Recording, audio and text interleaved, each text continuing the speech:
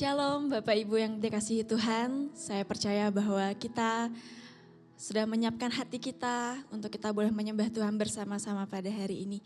Mari sebelum kita melakukan aktivitas kita sepanjang hari ini, saya mengajak kita semua sama-sama untuk kita berdoa. Kami bersyukur untuk setiap kejadian kami yang dahsyat dan ajaib, dan jiwa kami benar-benar menyadarinya Tuhan.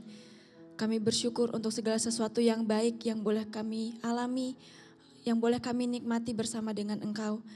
Dan pada hari ini Tuhan kami rindu, kami mau menyembah Engkau, kami mau memuji-muji Engkau Tuhan sebab Engkau baik dan teramat sangat baik.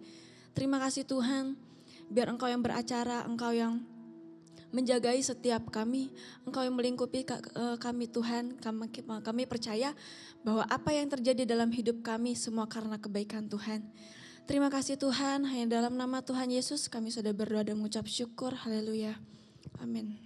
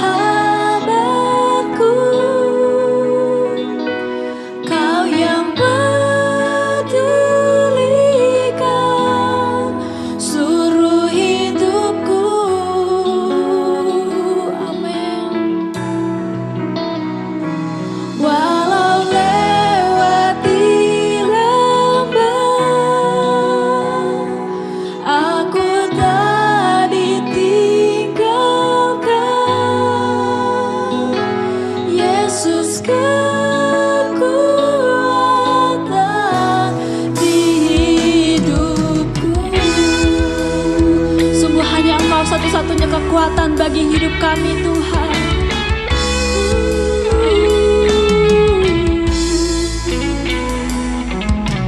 Hanya Engkau, Juru Selamatku, Engkau setia Tuhan.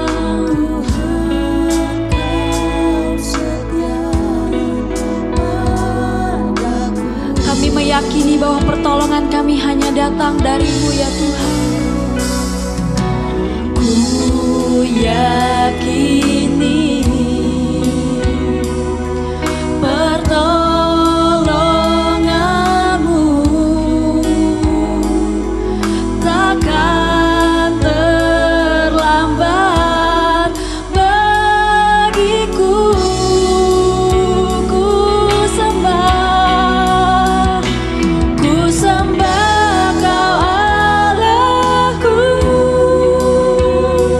Bapa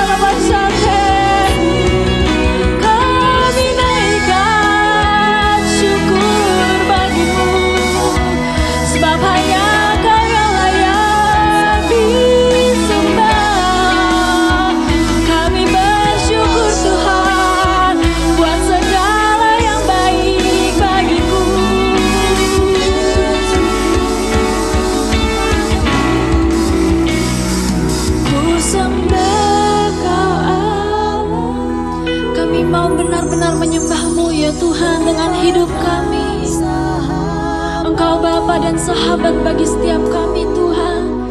Kau yang pedulikan seluruh hidupku.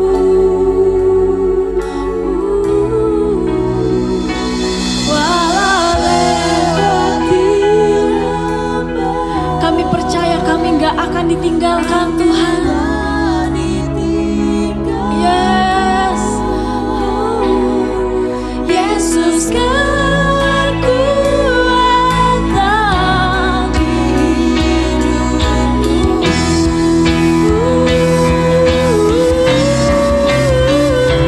Ku sembah Kau Allahku, Bapa dan sahabatku. Kau yang pedulikan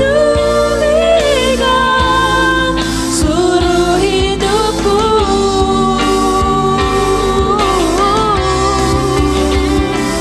Walau lewati lembah, aku tak ditinggalkan Tuhan. Yesus kan kuatkan hidupku. Engkau sumber kekuatan. Yesus kan kuatkan hidupku. Sungguh Yesus sumber kekuatan. Yesus kan kuatkan di hidupku.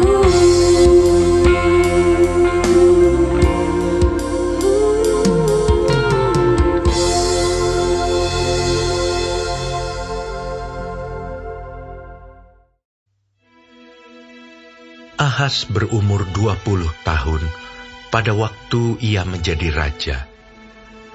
Dan 16 tahun lamanya ia memerintah di Yerusalem. Ia tidak melakukan apa yang benar di mata Tuhan, seperti Daud, bapa leluhurnya. Tetapi ia hidup menurut kelakuan raja-raja Israel. Bahkan ia membuat patung-patung tuangan untuk para Baal.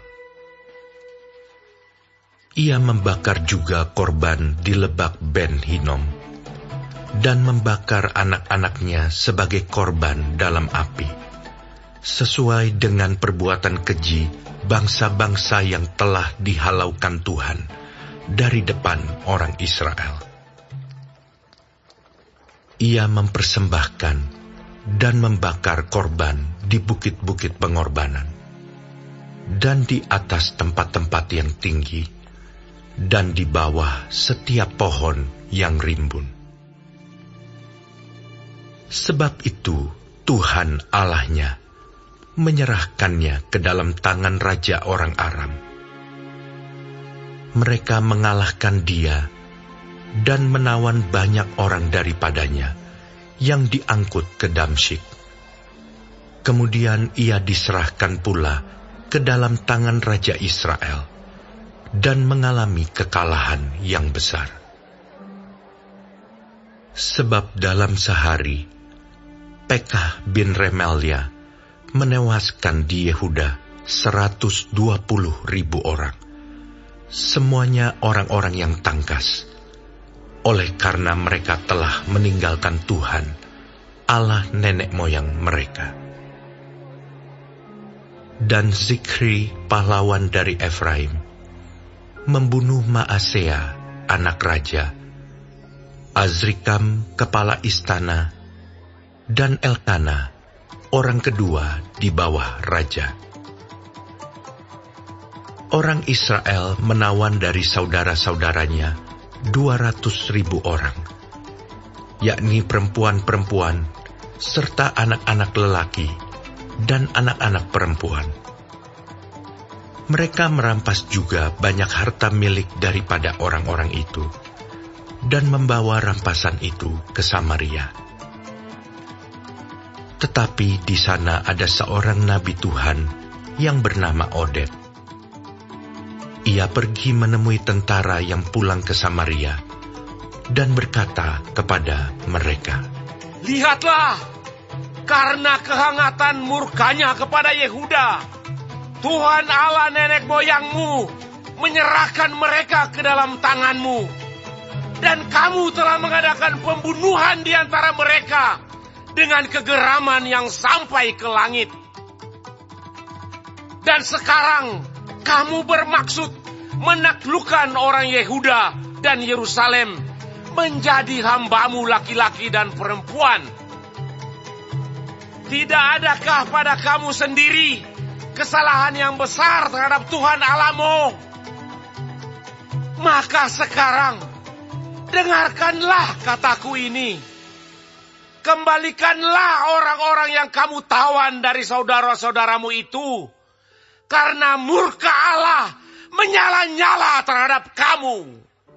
Lalu bangkitlah beberapa pemimpin Bani Efraim, yakni Azaria bin Yohanan, Berekia bin Mesilemot, Yehizkia bin Salum, dan Amasa bin Hadlai, menghadapi orang-orang yang pulang dari perang, dan berkata kepada mereka, "Jangan bawa tawanan-tawanan itu kemari, sebab maksudmu itu menjadikan kita bersalah terhadap Tuhan dan menambah dosa dan kesalahan kita. Sudah cukup besar kesalahan kita, dan murka yang menyala-nyala telah menimpa Israel." Lalu orang-orang yang bersenjata itu meninggalkan tawanan dan barang-barang rampasannya di muka para pemimpin dan seluruh jemaah. Dan orang-orang yang ditunjuk dengan disebut namanya bangkit, lalu menjemput para tawanan itu. Semua orang yang telanjang mereka berikan pakaian dari rampasan itu. Orang-orang itu diberi pakaian, kasut, makanan, dan minuman. Mereka diurapi dengan minyak, dan semua yang terlalu payah untuk berjalan diangkut dengan keledai dan dibawa ke Yeriko, kota pohon korma, dekat saudara-saudara mereka. Sesudah itu, orang Israel itu pulang ke Samaria. Pada waktu itu, Raja Ahaz menyuruh utusan kepada Raja Negeri Asyur untuk memohon bantuan. Karena orang Edom telah datang pula dan mengalahkan Yehuda serta mengangkut tawanan-tawanan. Orang-orang Filistin juga telah menyerbu kota-kota di daerah bukit dan di tanah Negeb Yehuda. Mereka pun merebut Bet-Semes, Ayalon, Gederot, Soko dengan segala anak kotanya, Timna dengan segala anak kotanya, dan Gomzo dengan segala anak kotanya, dan menetap di kota-kota itu. Demikianlah Tuhan merendahkan Yehuda oleh karena Ahaz, raja Israel itu, membiarkan kebiadaban berlaku di Yehuda dan berubah setia kepada Tuhan. Maka datanglah Tilgat-Pilneser, raja negeri Asyur, kepadanya, hanya bukan membantu dia, melainkan menyesatkannya. Walaupun Ahaz merampas barang-barang dari rumah Tuhan, dari rumah raja, dan dari rumah-rumah para pemimpin, dan menyerahkan semua itu kepada raja negeri Asyur, namun perbuatannya itu tidak menguntungkan dia. Dalam keadaan terdesak itu, Raja Ahaz ini malah semakin berubah setia terhadap Tuhan. Ia mempersembahkan korban kepada para allah orang Damsyik yang telah mengalahkan dia. Pikirnya, yang membantu raja-raja orang Aram adalah para allah mereka. Kepada merekalah aku akan mempersembahkan korban. supaya mereka membantu aku juga. Tetapi Allah-Allah itulah yang menjadi sebab keruntuhan bagi dia dan bersama-sama dengan dia bagi seluruh Israel. Ahaz mengumpulkan perkakas-perkakas rumah Allah dan menghancurkannya. Ia menutup pintu rumah Tuhan, lalu membuat mezbah-mezbah bagi dirinya di segenap penjuru Yerusalem. Di tiap-tiap kota di Yehuda, ia membuat bukit-bukit pengorbanan untuk membakar korban bagi Allah lain. Dengan demikian, ia menyakiti hati Tuhan, Allah nenek moyangnya. Selebihnya dari riwayatnya dan seluruh tingkah langkahnya, dari awal sampai akhir, sesungguhnya semuanya itu tertulis dalam kitab Raja-Raja Yehuda dan Israel. Kemudian Ahaz mendapat perhentian bersama-sama dengan nenek moyangnya, dan dikuburkan di dalam kota di Yerusalem. Tetapi ia tidak dibawa ke pekuburan raja-raja Israel. Maka Hizkia, anaknya, menjadi raja menggantikan dia.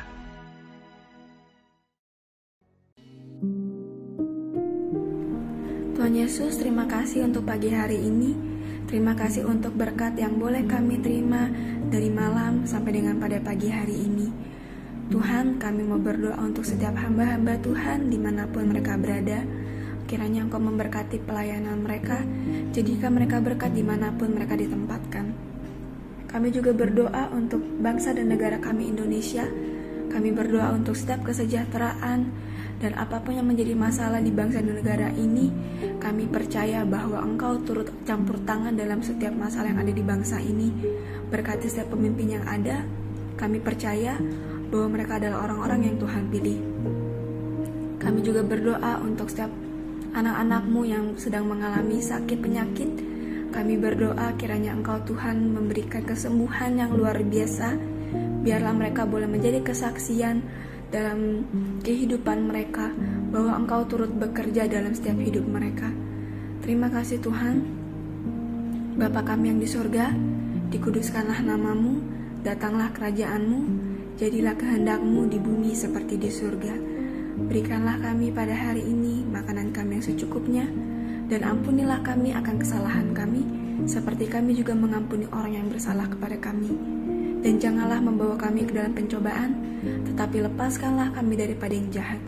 Karena Engkaulah yang punya kerajaan, dan kuasa, dan kemuliaan, sampai selama-lamanya. Amin.